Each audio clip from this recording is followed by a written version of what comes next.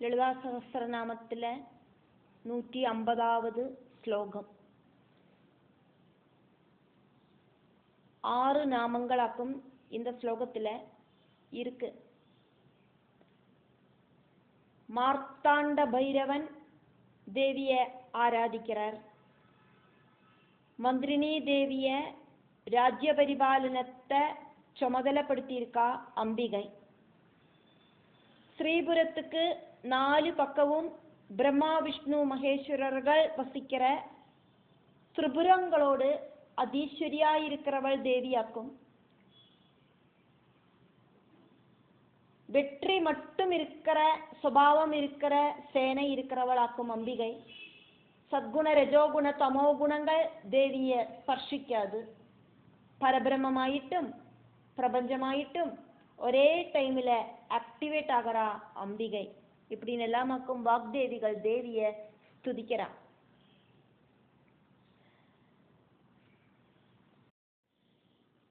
மார்த்தாண்ட பைரவாராத்யா மந்திரிணி ன்யஸ்தராஜ்யதூ திரிபுரேஷி ஜயசேனா நிஸ்த்ரைகுண்யா பராபரா. எதெல்லாம் பதங்கள் கூடி சேர்ந்தாக்கும் நாமங்கள் இருக்கு அப்படிங்கிறத தெரிஞ்சுண்டு நாமத்தை சொல்றத தவறில்லாதைக்கு சொல்றதுக்கு சாதிக்கும். மிருத் பிளஸ் அண்ட, மிருத் அண்ட அதாக்கும் மார்த்தண்ட அப்படின்னு ஆனது. ஒரு சில புக்கில் மார்த்தாண்ட அப்படின்னு இருக்கு. மிருத் பிளஸ் அண்ட பிளஸ் பைரவ பிளஸ் ஆராத்யா, இத்தனையும் பதங்கள் கூடி சேர்ந்தாக்கும் இந்த நாமம் இருக்கு. மார்த்தண்ட பைரவ ஆராத்யா, மார்த்தண்ட பைரவாராத்யா. ஒரு சில புக்கில் மார்த்தாண்ட பைரவாராத்யா. எதெல்லாம் பதங்கள் கூடி சேர்ந்து ஆக்கும் இந்த நாமம் வந்திருக்கு அப்படின்னு பார்க்கறத மார்த்தண்ட பைரவ ஆராத்யா, மார்த்தாண்ட பைரவ ஆராத்யா அப்படின்னும் இருக்கு.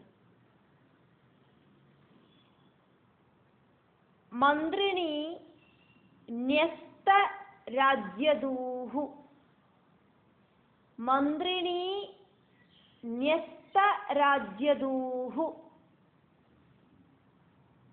கடைசியில விசர்க்கம் வருது, அதனால அங்க தீர்க்கஸ்வரமாயிட்டு அந்த நாமத்தை சொல்லப்படாது. மந்திரிணி ன்யஸ்த ராஜ்யதூஹு, ராஜ்யதூ அப்படின்னு சொல்லிட்டு நிப்பாட்டலாம். அப்படி இல்லைன்னா ஹூ அப்படிங்கிற சப்தத்தை அங்க சொல்லலாம். மந்திரிணி ன்யஸ்த ராஜ்யதூஹு. அடுத்தது திரிபுர ஈஸ்வரி, கூடி சேர்ந்து வர்த்த திரிபுரேஷி. ஜயத் சேனா, கூட்டி சேர்த்தி சொல்லர்த்த ஜயத் சேனா.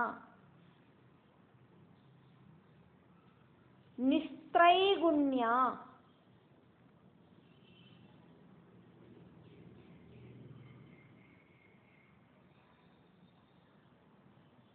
ത്രൈഗുണ്യ അതിനോട് ഓപ്പോസിറ്റ് നിസ്ത്രൈഗുണ്യ.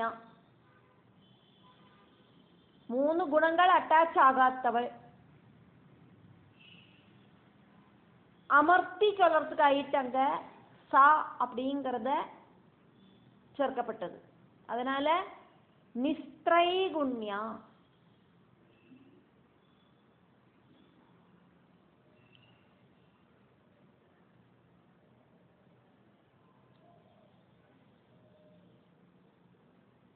ത്രൈഗുണ്യ அப்படின்னா திரிகுணங்களோடு கூடினவள். இங்க திரிகுணங்கள் ஸ்பர்ஷிக்காதவள் அப்படிங்கிற அர்த்தத்துல நிஸ்த்ரைகுண்யா. அடுத்த நாமம் പര അപരാ കൂടി ചേർത്ത് ചൊല്ലർത്ത പരാപരാ.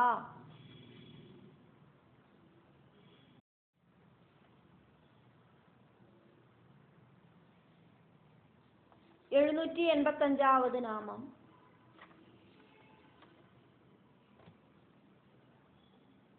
மார்த்தண்ட பைரவ ஆராத்யா அப்படின்னாக்குமே பார்த்தோம்.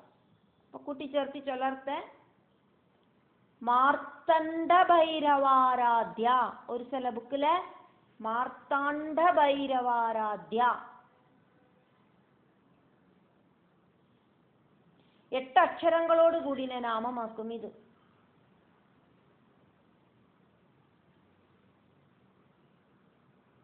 மிருத் அப்படின்னா மண்ணு.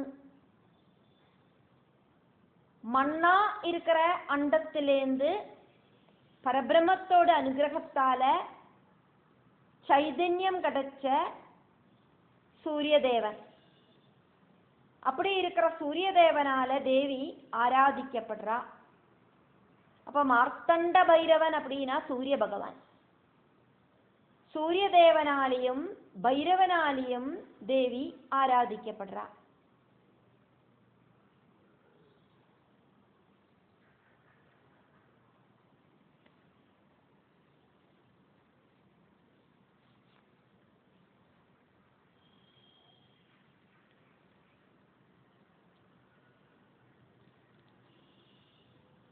மார்த்தாண்ட பைரவானால ஆராதிக்கப்படுற லலிதாம்பிகை.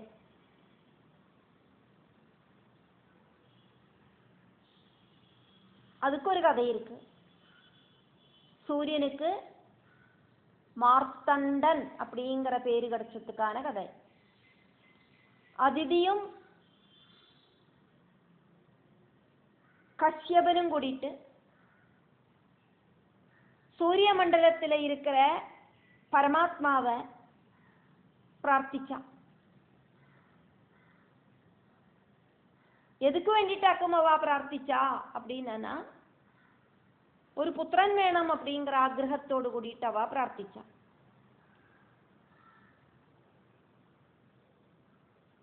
அதிதி தேவி அதானது கஷ்யப பிரஜாபதியோடு மனைவியான அதிதி தேவி கர்ப்பம் தரிச்சா.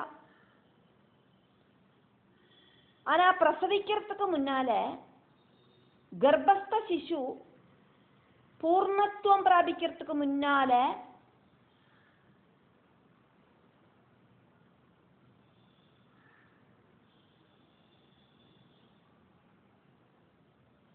இறந்ததுக்கு துல்லியமான ஒரு பிண்டத்தை பிரசவிச்சா.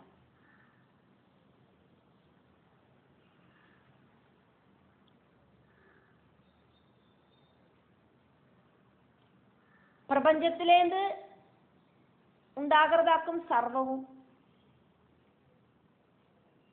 എല്ലാ ഉயிரினங்களிலேயும் பகவானோடு சைதன்யம் இருக்கிற வரைக்கும் தான் அது ஆக்டிவேட் ஆகும். பகவானோடு சைதன்யம் இல்லை அப்படின்னாக்கா அது இந்த பிரபஞ்சத்திலேயே லயிக்கும்.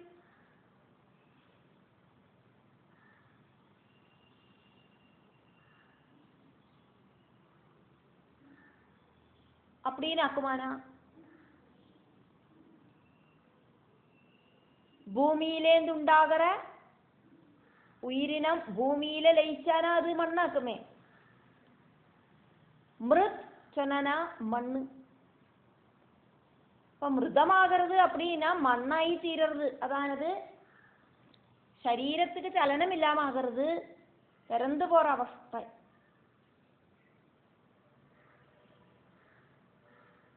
அப்படி இறந்ததுக்கு துல்லியமான ஒரு பிண்டத்தை அதிதி தேவி பிரசவிச்சான். சூரிய மண்டலத்தில் இருக்கிற பரமாத்மா கிட்ட இறந்த அவஸ்தையில இருக்கிற இந்த குழந்தைக்கு ஜீவனை கொடுக்கணுமே அப்படின்னு 2 பேரும் ரிக்வெஸ்ட் பண்ணினோன இறந்து போன அந்த பிண்டத்துக்கு பரமாத்மா சைதன்யத்தை கொடுத்தார். சைதன்யவானா இருக்கிற சிசு சூரிய மண்டலத்தில் எத்திச்சேர்ந்து சூரியனை மாதிரி ஜொலிச்சு நின்னுது.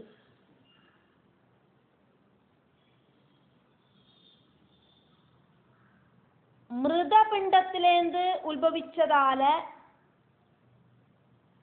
அந்த சிசுவுக்கு மார்த்தண்டன் அப்படிங்கிற பேர் வந்தது.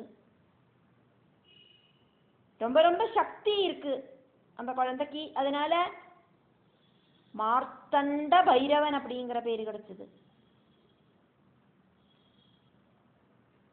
மார்த்தண்டனும் பைரவனும் இப்படி ரெண்டு பேருகளை கூட்டிச்சேர்த்தி மார்த்தண்ட பைரவன் அப்படிங்கிற ஒரு பேரு கஷ்யப பிரஜாபதி அந்த சிசுவுக்கு கொடுத்தார். சின்ன குழந்தையா இருக்கிறதையே மார்த்தண்ட பைரவன் தேவி உபாசகனாயிட்டு இருந்தார்.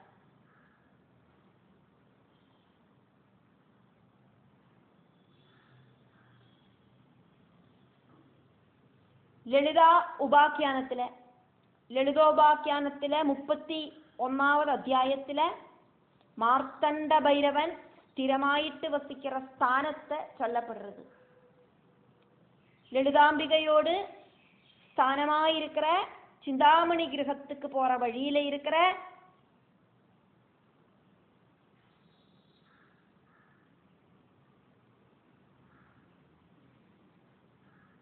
சூரியபிம்ப கோட்டையோடு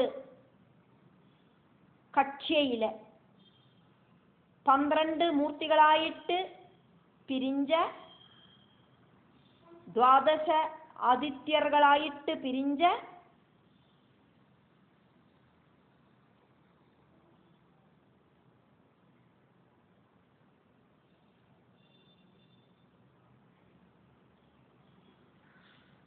மார்த்தண்ட பைரவன் தேவியோடு பாதசேவை பண்ணிட்டு வாழறார்.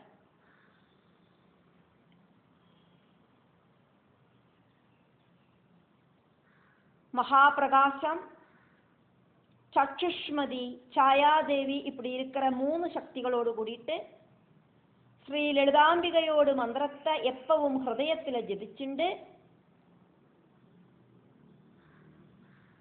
ലളിതാംബികയോട് ഉപാസകர்களோடு മനസാലെയും ശരീരത്താലെയും இருக்கிற எல்லாவித அஜ்ஞானத்தையும் இல்லாம பண்றார் மார்த்தண்ட பைரவன் அப்படிங்கிற பகவான் சூரியதேவன்.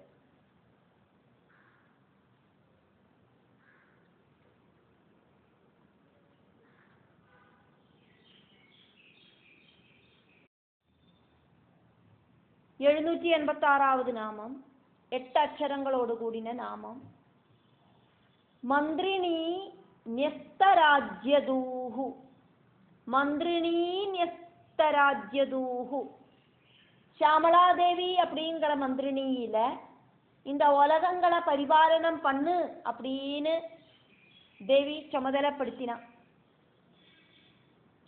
രാജ്യഭാരത്തെ രാജ്യപരിപാലന ഡ്യൂട്ടിയെ മന്ത്രിണീ ദേവിയില ചുമതലപ്പെടുത്തി കൊടുത്താൽ ലളിതാംബികை.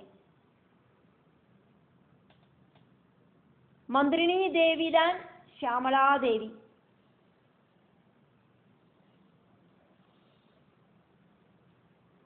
ശ്യാമളാദേവി ലളിതാംബികയോട്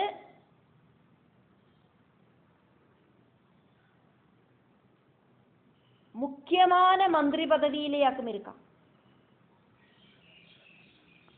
சங்கீத வித்யோடு மூர்த்தியாக்கும் ശ്യാമളാദേവി. ശ്യാമളാദേവി ஸ்ரீதேவிக்கு ரொம்ப பிரியமானவளாக்கும். மந்திரிணி தேவி சொல்ற வாக்குகளை ஸ்ரீதேவியா இருக்கிற லலிதாம்பிகை ஒருபோதும் ஏத்துக்காம இருக்க மாட்டான். ലളിതാദേവിയോട് സാമ്രാജ്യത്തിലെ എല്ലാ വിഷയങ്ങളും ശ്യാമളാദേവി ரொம்ப സൂക്ഷ്മമായിട്ട് ഗവനിച്ച് എല്ലാ വിഷയങ്ങളും ചെയ്യുവാൻ. അഷ്ടദിക്പാലകர்கள் എല്ലാവരും ശ്യാമളാദേവിയോട് ആജ്ഞകളെ അനുസരിച്ച് നടக்கிறவாளாക്കും.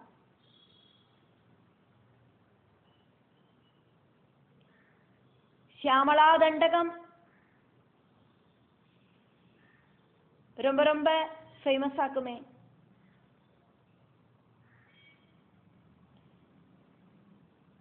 மாதா மரதக ஷ்யாமா மாதங்கி மதசாயினி கடாட்சயது கல்யாணி கதம்பவனவாசினி.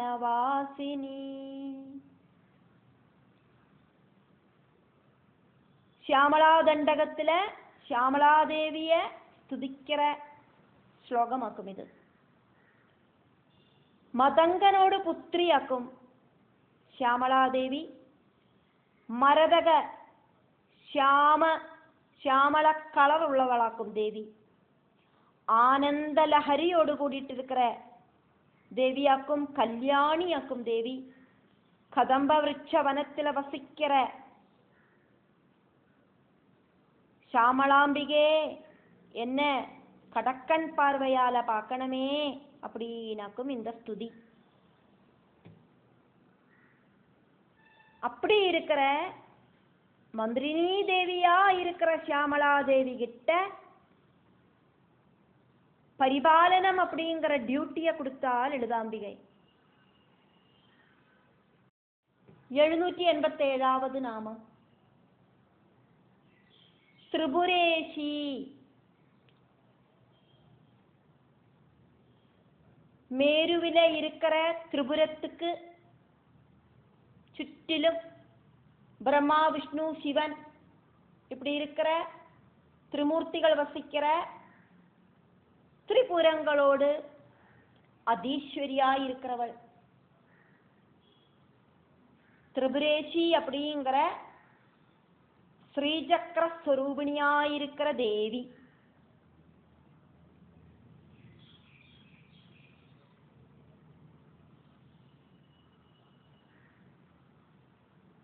ஸ்தூல சூக்ஷ்ம காரண சரீரங்கள் இருக்கு.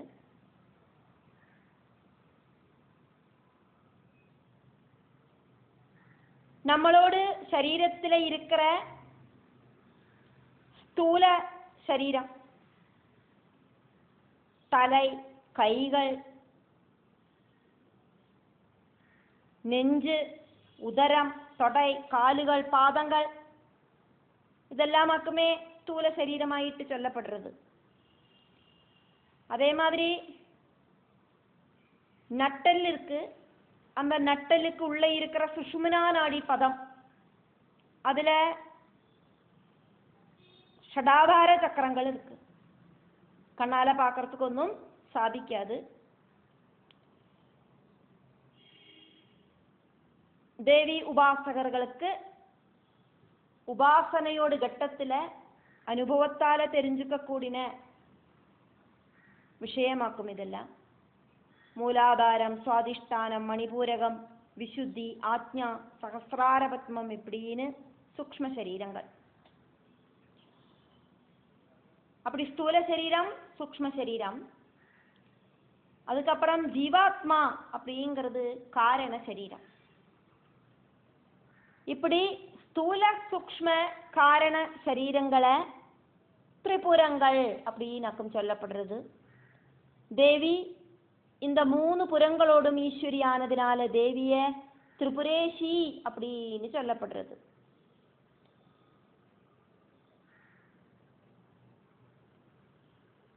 மகாமேரு பர்வதத்தில் இருக்கிற ஸ்ரீநகரம், அதுக்கு சுற்றிலும் 3 கொடுமுடிகள் இருக்கு. இந்த 3 கொடுமுடிகளிலே ஆயிட்டு பிரம்மா விஷ்ணு ருத்ரர்களோடு நகரங்கள் ஸ்திதி பண்றது. திரிமூர்த்திகளோடு ஸ்தானங்கள். இந்த 3 ஸ்தானங்களை கூட்டி சேர்த்தி சொல்லர்த்த திரிபுரம் அப்படின்னு சொல்லப்படுறது. ஆதிபராசக்தியோடு அந்த சக்தி ஸ்வரூபத்தோடு அம்ச அவதாரங்களாயிருக்கிற சரஸ்வதி, லக்ஷ்மி, பார்வதி இப்படி இருக்கிற சக்தி ஸ்வரூபிணிகள் பிரம்மா விஷ்ணு ருத்ரர்களோடு கூடிட்டு அந்த திரிபுரங்களில வசிக்கிறார்.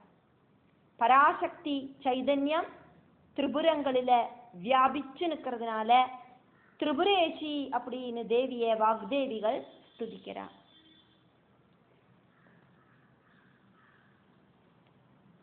നാല് അക്ഷരങ്ങളോട് കൂടിയ നാമമാക്കും ഇത്.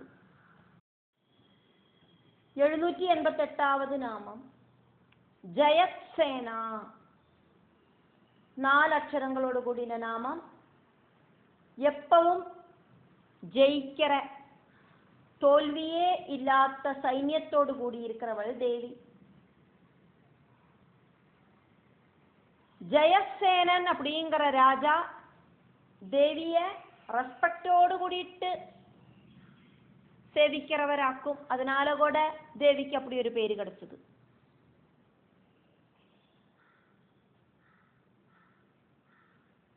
ലളിതോപാഖ്യാനത്തില ബണ്ടാസുരനെ വധിக்கிறதுக்காയിട്ട് കിളമ്പിന ലളിതാദേവിയോട് അതിശക്തமான சேனை, அதை டீட்டெயில் ஆயிட்டு சொல்லப்படுறது.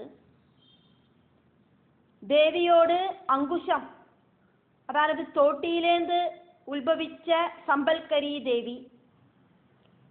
நிறைய எண்ணி திட்டப்படுத்த முடியாத அளவுக்கு சதுரங்க சேனையோடு கூடிட்டு லலிதாம்பிகைய பின்தொடர்ந்தா. அதே மாதிரி தேவியோடு பாசம், கயர்லேந்து உத்பவிச்ச அஸ்வாரூடா தேவி எண்ணி திட்டப்படுத்த முடியாத அளவுக்கு குதிரைகளோடு கூடிட்டு படர்களோடு கூடிட்டு அபராஜிதம் அப்படின்னு பேர் இருக்கிற குதிரை ராஜாவோடு மேல ஏறி உக்காந்துண்டு ലളിതാദേവിയെ പിന്തുടർന്ന. ലളിതാംബികായ് ദേവിയോട് സേനയോട് നാഥയാണ് ദണ്ഡനാഥാദേവി. ദേവിയോട് സേനാ സൈന്യങ്ങളോട് കൂടിയിട്ട് ശത്രുക്കളിലെ பயம் உண்டாக்குற அளவுல அட்டாட்டகாசம் பண்ணிட்டு லலிதாதேவியோடு அந்த பெரிய சேனையோடு கூடிட்டு கிளம்பினான். லலிதாம்பிகையோடு மந்திரி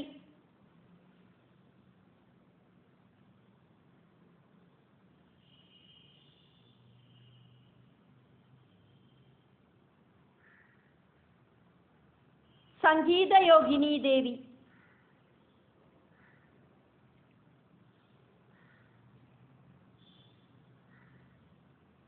ശ്യാമളാദേവി ദേവിയും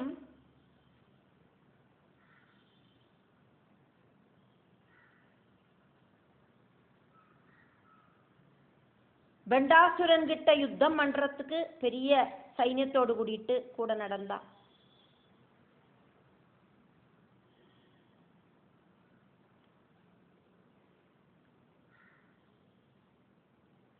நிறைய தேவிகள் இப்படி ரொம்ப இன்ட்ரெஸ்ட் ஆயிட்டு யுத்தம் செய்யறதுக்கு தேவி கூட பின்னால போனா. சின்ன ஒரு விவரணமாக்குமே இங்க நம்ம பார்த்தோம். லலிதாம்பிகை தேவியோடு சைன்யத்தோடு அந்த ஒரு சக்திய எடுத்து காட்டுற மாதிரியாக்கும் நம்ம இத பார்த்துட்டு இருக்கோம். பண்டாசுரனை தோக்கடிக்கிறதுக்கு தேவிக்கு சாதிச்சது தேவியோடு இந்த சக்தி சேனைகளோடு சைன்யத்தாலே ஆக்குமே.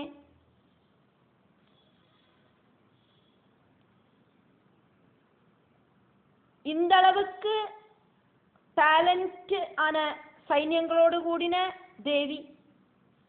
அதனால தேவிக்கு ஜெயசேனா அப்படின்னு பேரு கிடைச்சது. வாக்தேவிகள் தேவிய ஜெயசேனா அப்படிங்கிற நாமத்தால ஸ்துதிச்சா. 4 அக்ஷரங்களோடு கூடின நாமமாக்கும் இது. 789வது நாமம் நிஸ்திரைகுண்யா.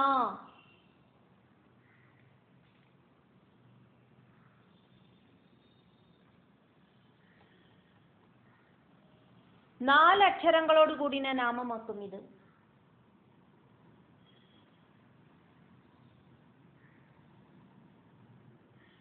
சத்குண ரஜோகுண தமோ குணம் இப்படி இருக்கிற 3 குணங்கள் தேவியில இல்லை.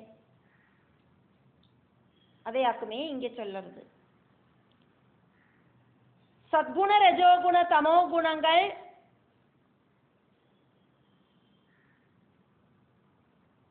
தேவியில ஆக்டிவேட் ஆகாது. காரணம், சத்குண ரஜோகுண தமோ குணங்களாலே ஆக்கும் தேவி இந்த பிரபஞ்சத்தை சிருஷ்டிச்சிருக்கா. தேவியோடு கண்ட்ரோல்லே ஆக்கும் இந்த குணங்கள் எல்லாம் இருக்கு. தேவி பிரபஞ்சத்துக்கு அப்பாற்பட்ட பரபிரம்ம பட்டமகிஷியாக்கும், நிர்குண பிரம்மமாக்கும். திரிகுணங்களுக்கு அப்பாற்பட்ட தேவி.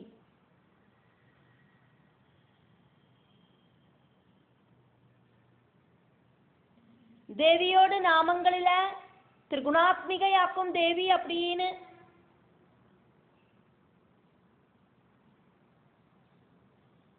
சொல்லப்படுறதுனாலும் ஆக்சுவல் ஆயிட்டு குணங்களுக்கு அப்பாற்பட்டவளாக்கும் தேவி.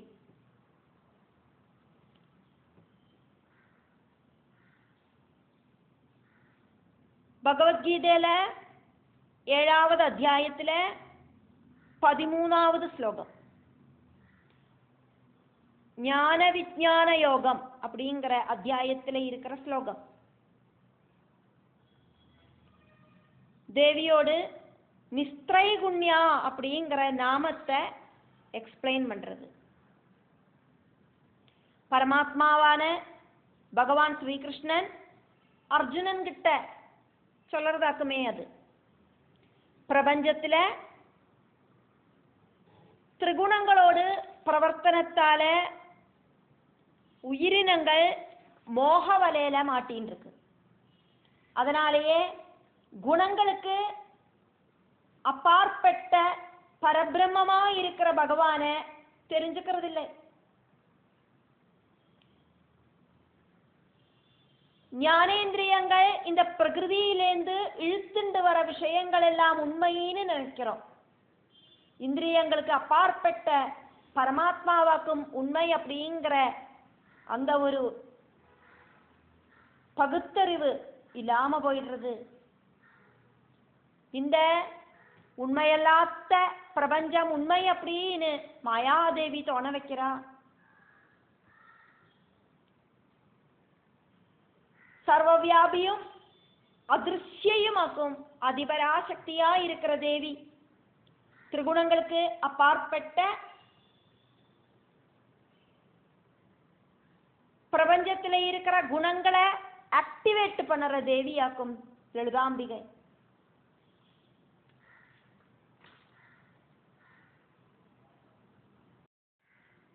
எழுநூற்றி 90வது நாமம் பராபரா. பரபிரம்மமாയിട്ടും பிரபஞ்சமாയിട്ടും ஒரே டைம்ல ஆக்டிவேட்டா இருக்கிற தேவி.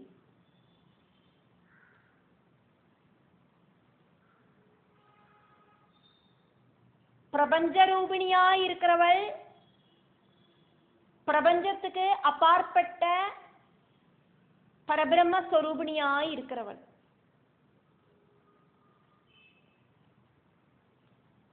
துவைத பாவத்தில் இருக்கிற பிரபஞ்சஸ்வரூபிணி, அத்வைத பாவத்தில் இருக்கிற பரபிரம்மஸ்வரூபிணி, நிர்குண பாவத்திலையும் சகுண பாவத்திலையும் இருக்கிற தேவி.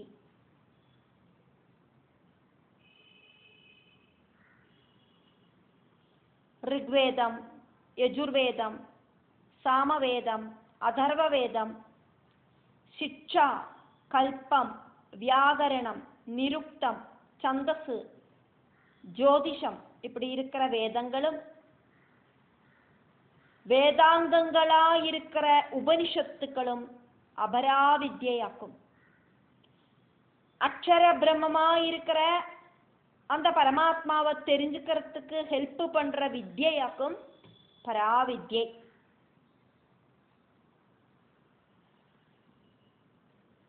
பிரபஞ்சத்தை தெரிஞ்சுக்கணுமானா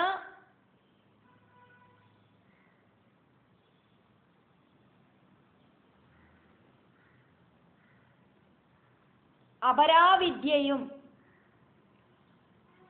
பிரம்மத்தை தெரிஞ்சுக்கணுமானா பராவித்யையும் மஸ்ட்.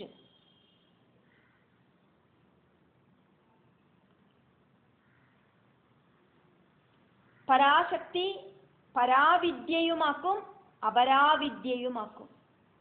அதனால தேவிய பராவரா அப்படின்னு வாக்தேவிகள் துதிக்கிறா.